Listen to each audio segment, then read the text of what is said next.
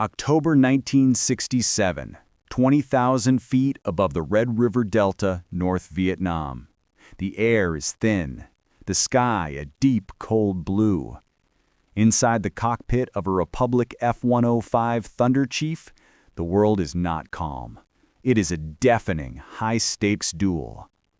Major Jack Shaw, call sign Vegas-01, is breathing pure oxygen through a rubber mask. His flight suit is soaked in sweat. His knuckles are white on the control stick. His aircraft, the Thud, is a monster. A 2,000-mile-per-hour single-seat fighter-bomber. It was designed to carry a nuclear weapon. Today, its mission is even more dangerous. Vegas flight is a Wild Weasel. Their job is not to bomb bridges. Their job is to hunt. They are hunting the most terrifying weapon in the sky, the SA-2 Guideline surface-to-air missile, the flying telephone pole. The North Vietnamese, with Soviet support, have built the most sophisticated air defense network in the world. It is a layered, integrated system, and its beating heart is the fan song radar. The fan song is the all-seeing eye. It is the electronic beacon that locks on to American jets, feeding targeting data to the SAMs. To the pilots, the sound it makes in their headsets is the hiss of a digital rattlesnake. Vegas-01 is the bait. His mission is to fly directly at the SAM site, enticing the enemy radar to turn on. He has to let the rattlesnake see him. He has to let it lock him. "All right, boys, wake 'em up," Shaw murmurs over the radio. He banks his Thud hard, exposing his belly, a deliberate, arrogant invitation. On the ground, in a muddy, camouflaged revetment, a North Vietnamese crew chief, Lieutenant Vien Binh, sees the F-105 on his screen. He is not arrogant. He is patient. He knows this game. Binh gives the order. The fan song radar spins up, its powerful transmitter painting Shaw's jet with high-frequency radio waves. In Shaw's cockpit, an explosion of noise. A high-pitched, screaming RWR tone fills his helmet. "Lock! Lock! I've got a lock!" His bear, his electronic warfare officer in the back seat, yells. The rattlesnake has struck. A flying telephone pole is about to leave the rail. But this is what Shaw was waiting for. His left hand is already on the weapons console. He flips a switch. Weasel 1, firing Shrike. Under his wing, a sleek white missile drops away from the aircraft. The AGM-45 Shrike. It is a marvel of American technology. A multi-million-dollar hunter-killer drone. It is an anti-radiation missile. It does not need to be guided. It has no pilot. It has a specialized brain, designed for one purpose: to listen. It hears the exact, unique electronic signature of the fan song radar. It locks on to that sound, and it will follow that beam of radio energy all the way back to its source. It will fly directly down the throat of the fan song radar gish, obliterating the entire SAM site and the men inside it. It is the ultimate high-tech counter. The silver bullet. Shaw doesn't wait to watch. He firewalls the throttle and yanks the Thud into a brutal 6G S-turn, a SAM brake. He has to evade the missile that is already climbing for him. Vegas-1, braking hard, missile in the air. He looks over his shoulder. There it is. A white pencil, trailing thick smoke, corkscrewing up from the jungle. Climbing at Mach 2. It's hunting him. But his own missile, the Shrike, is now hunting the hunters. It's a race. Come on, baby. Come on. Shaw grunts, pulling G's.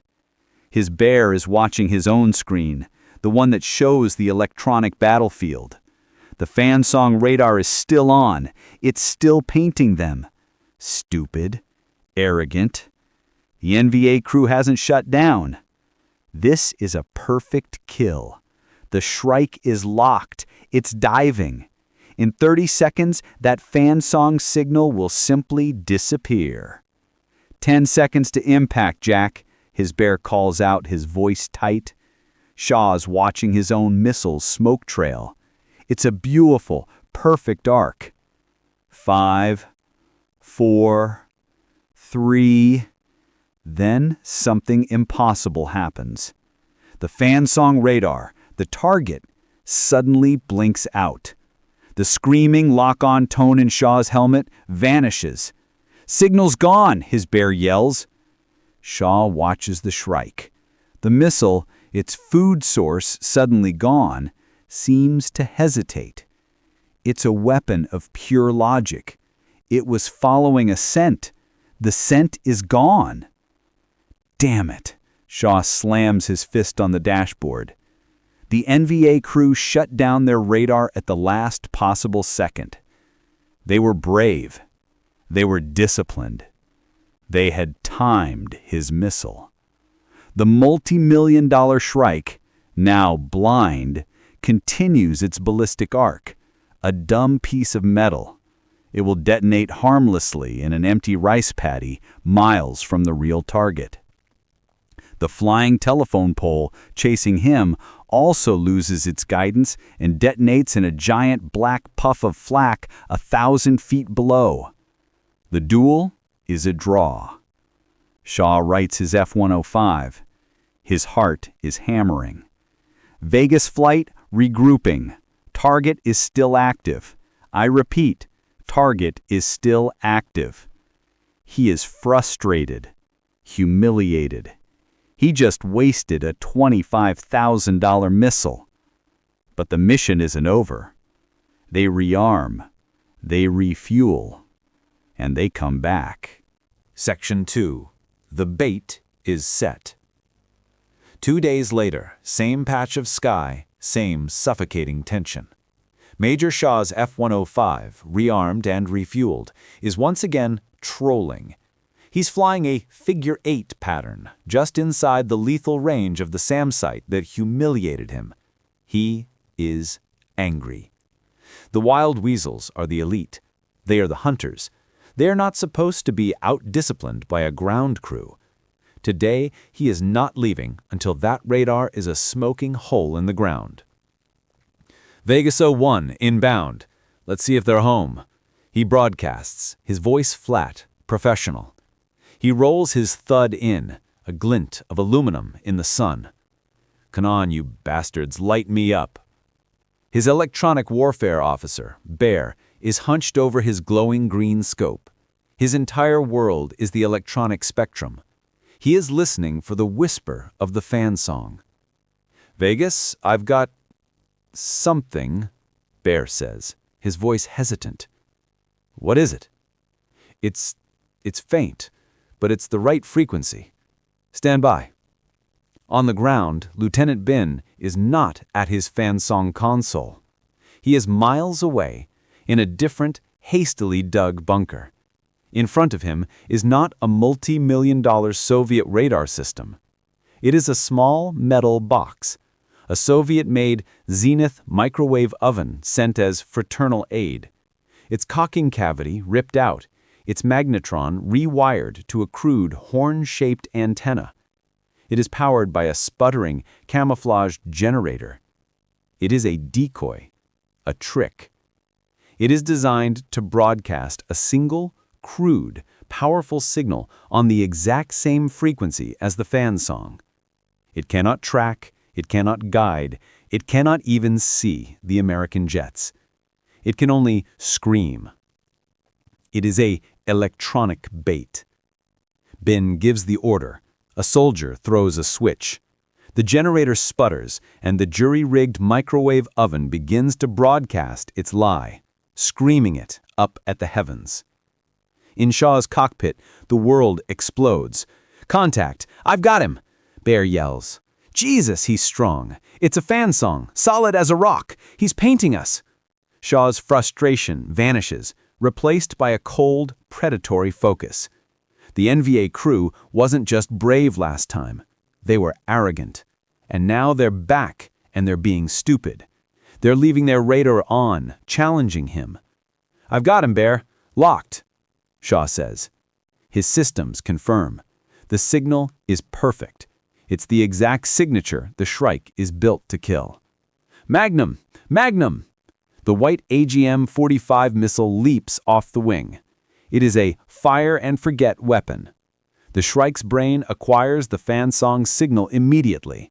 It locks on, accelerates past Mach 1, and begins its death dive. "Missile is locked, Bear. It's in the basket," Shaw says. "Roger that, Jack. Signal is still hot. He's not shutting down. He's just sitting there. This is strange. No SAM break, no desperate last-second shutdown. The enemy radar operator is either a fool or he's dead. The fan song signal just continues to scream, a constant, unwavering beacon, guiding the Shrike directly to its heart. Shaw breaks hard right, pulling G's, putting distance between himself and the target. He cranes his neck, looking back over his shoulder, watching the missile's smoke trail. This is it, Bear. This is the kill. He watches the white streak disappear into the green carpet of the jungle. He waits. Boom! A flash of orange, followed by a rising column of thick black smoke. A perfect hit. "Shack! Shack! Target destroyed!" Shaw yells, a wave of triumph washing over him. "That's a kill, Bear! We got him!" "Roger that, Shack! Signal is gone! Wait!" The laughter in Shaw's cockpit freezes. The silence lasts for one terrifying second. Then, from his other side, from a position 3 miles north of the smoke column, the real fan song signal appears. It is not a scream. It is a cold, professional, surgical lock. The high-pitched RWR tone in Shaw's helmet is deafening. "Missile, missile, real launch, 6 o'clock, he's behind us." Shaw's blood turns to ice. He looks at the column of smoke from his kill. He looks at his RWR gear, which shows a fan song locking him from a completely different place. He has just been fooled. He firewalls his throttles, dumping chaff and flares, wrenching the F-105 into a desperate, life-or-death dive. There is no time for realization. There is no time for thought. There is only the raw, screaming animal instinct to survive. Major Shaw's F-105 Thud is a 40-ton brick, and it does not want to turn. He hauls the stick into his gut, slamming the throttles into full afterburner. The jet shudders, complaining under the brutal 7G load. The sky and the green, spinning jungle swap places. "Chaff! Chaff! Break right!" His bear, Vegas 02, is screaming. He can see it now. The white, flying telephone pole, the SA-2, correcting its own course, climbing on a pillar of fire, its tiny brain locked on him.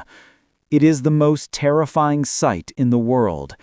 He jinks left, then hard right, throwing the massive fighter-bomber around the sky, trying to break the lock, trying to present a moving target that the missile's primitive 1950s guidance computer can't solve. It's not breaking. His bear grits his teeth. "Come on!" The missile doesn't hit them. It doesn't need to. It was designed to kill B-52s. It gets close, too close, and its proximity fuse does its job.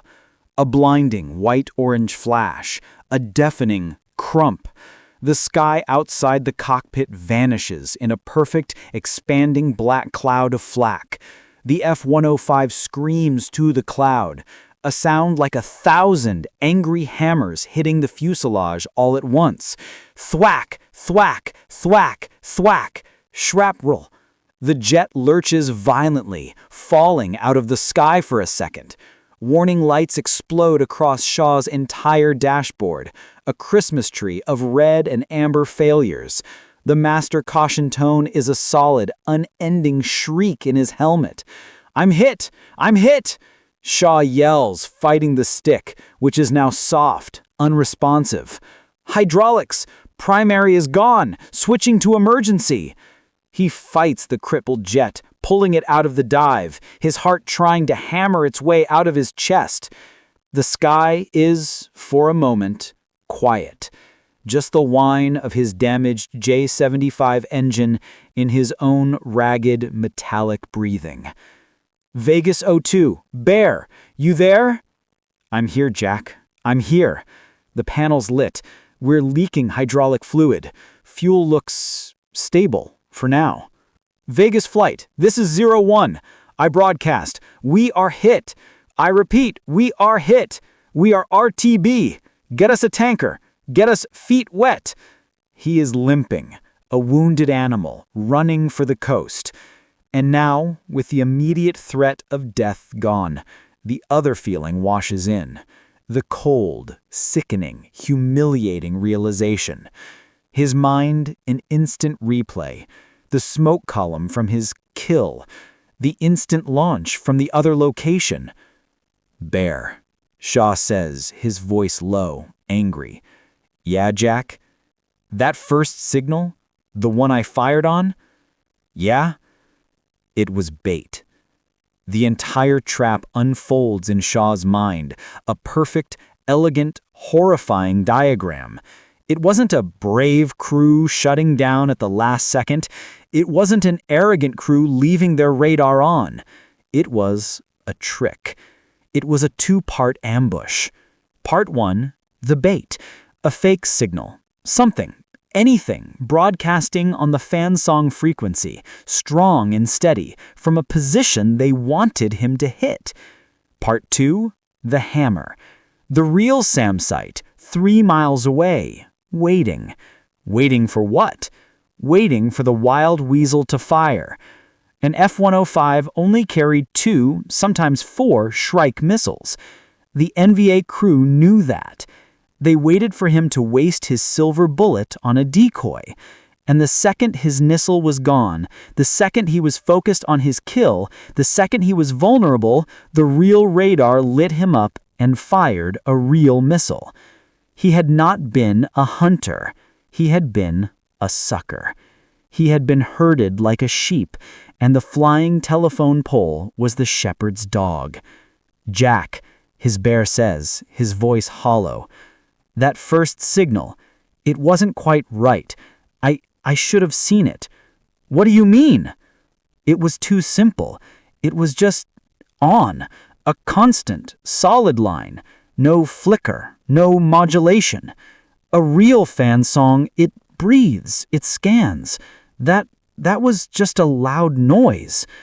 The shock is physical. His multi-million-dollar jet is crippled.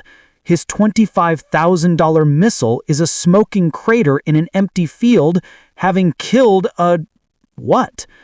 What could be so simple it just makes a loud noise? It was not a high-tech sledgehammer he was fighting. It was a gnat. A clever, brilliant, terrifying gnat. The American brute, the high-tech marvel of aviation, was limping home, its tail between its legs, defeated by a trick. Debriefing room, Takli, Royal Thai Air Base, 3 hours later.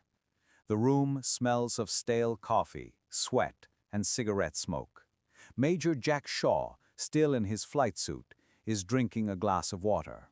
His hands are shaking, not from fear, but from rage. On the table is the printout from his bear's electronic warfare console, and on it the evidence of his humiliation. The intelligence officers, the spooks, are gathered around, their faces grim. "It was a trap, Colonel," Shaw says, his voice a low growl. "A perfectly executed 2-stage ambush. They dangled a fake signal, let me waste a Shrike on it, and then the real sight ambushed me while I was head down admiring my own smoke. The colonel, a grizzled, older man, takes a long drag from a cigarette. A fake signal, Major? You're telling me the NVA has 2 fan-song radars in one location and they're willing to sacrifice one just to kill you? No, sir, Shaw says, slamming the printout. That's the point. It wasn't a fan song. His bear steps in. Sir, the signal was dirty. It was the right frequency, but it was just a blare. No scan rate, no modulation. It was just a dumb transmitter, a noisemaker. The room is silent. The implications are horrifying. The Wild Weasel program is built on one single assumption, that the AGM-45 Shrike is smarter than the enemy. It's a brilliant weapon. It's designed to hunt the specific, unique, complex signature of a fan-song radar. It is not designed to hunt a dumb noisemaker. The Shrike's logic is its greatest strength and its greatest weakness. It is programmed to lock onto the strongest signal in its target frequency. If there are 2 signals, one real, one fake, it will always go for the loudest one. The North Vietnamese, with their Soviet advisors, have hacked the Shrike. They have read the manual. They have figured out the logic, and they have built a trap. So what the hell is this noisemaker, the colonel demands? A specialized Soviet-built decoy transmitter? A new piece of ECM? The intelligence officers look at each other. They have nothing. The brute, the American war machine, is blind. It cannot compute this low-tech variable. It would be months before they found the answer. Months of Wild Weasels returning to Takli and Korat, their jets riddled with shrapnel, their missile wrecks empty, their faces pale with the same confusion and humiliation. Months of Shrikes veering off to hit empty patches of jungle. The answer would finally come not from a high-tech spy plane, but from the ground. A Black Ops Mach-V SOG team raiding a destroyed SAM site, a site that had been killed by a Shrike, would find the target. It was not a fan-song radar. It was not a specialized decoy transmitter. It was a smoking, mangled pile of metal. Junk. A diesel generator, a crude horn-shaped antenna, and the unmistakable charred magnetron tube of a Soviet-supplied microwave oven. The report, when it finally reached the spooks at Takli, was met with stunned, incredulous silence. The laughter was hollow, bordering on hysteria. They were being defeated by kitchen appliances. The shock was profound. The Wild Weasel pilots, the tip of the spear of American technological dominance, were being fooled by a chef. The NVA crews, lacking the high-tech brilliance of the West, had created a brilliant, low-tech hack.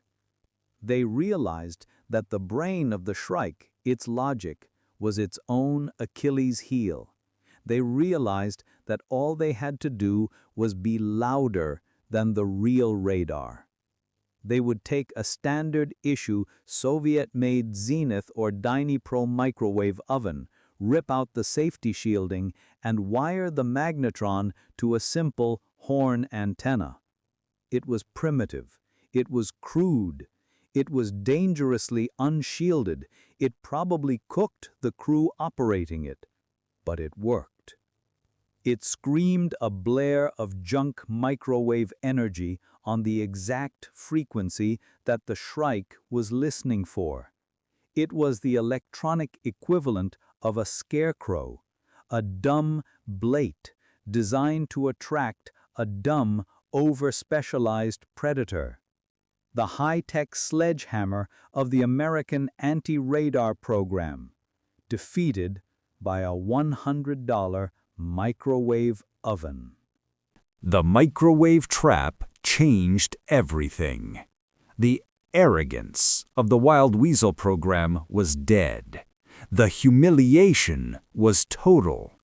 Pilots who once flew with the cold confidence of a hunter now flew with the paranoid dread of a sucker. Vegas Flight and every other Wild Weasel squadron was now gun-shy. The scream of a fan song in the headset was no longer a target. It was a question. It was a riddle. Is it real? Is it the bait? Am I the hunter, or am I the fool? This hesitation was lethal. A pilot who waited to analyze a signal was a pilot who waited to be killed. A pilot who fired instantly was a pilot who wasted his missile on a kitchen appliance. The NVA Gnat had achieved psychological victory. It had paralyzed the brute. It had inserted doubt into the high-tech kill chain. The American Sledgehammer responded in the only way it knew how, with more technology. If the Shrike was too dumb, they would build a smarter one. Engineers at China Lake, California worked around the clock. The AGM-45 Shrike was a logic weapon. The enemy had hacked that logic. So they changed the logic. They developed new missile heads, Mod 1, Mod 2. Some were designed to filter out the junk signals, to hunt only the true modulated scan of a real fan song. But the NVA adapted. They started putting a crude motor on their microwave horns, making them spin to mimic the scan. The arms race was no longer about armor and bullets. It was an absurd, lethal duel between PhDs in California and clever engineers in a Hanoi bunker. Other Shrikes were built with a new feature, a delayed logic.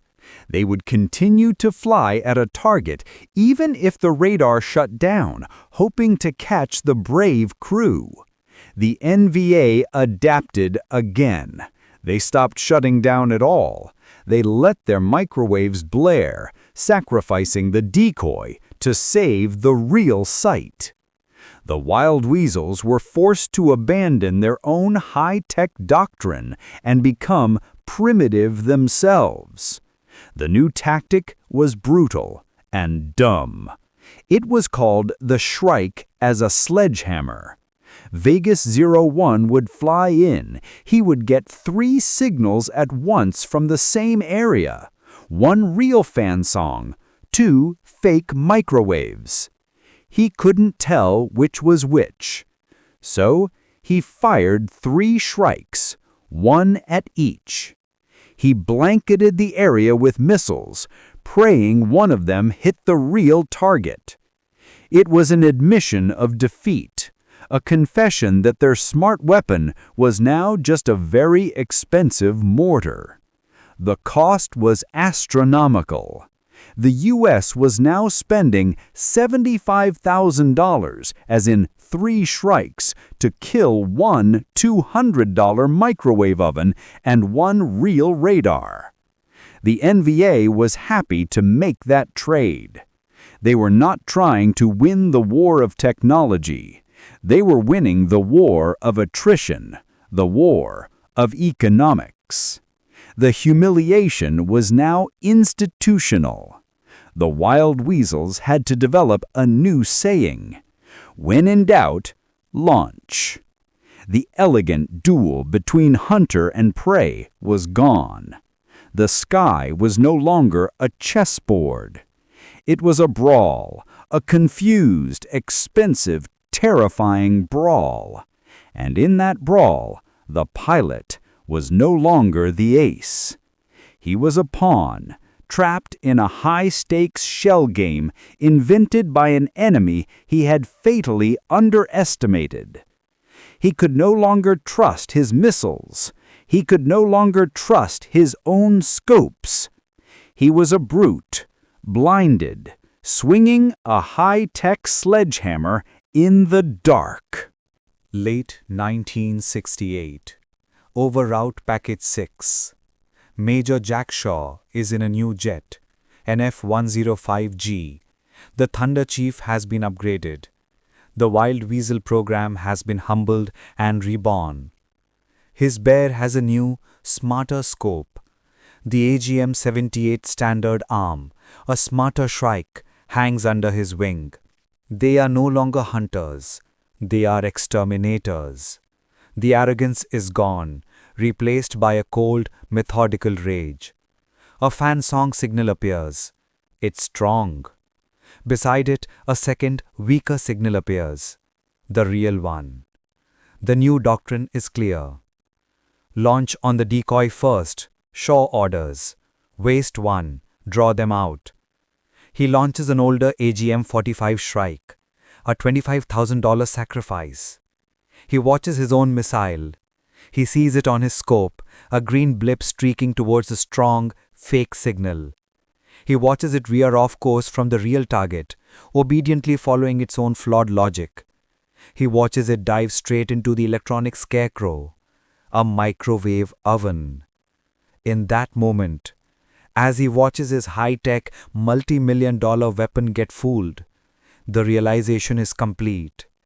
It is no longer anger. It is a cold, sickening clarity. This is the core emotion.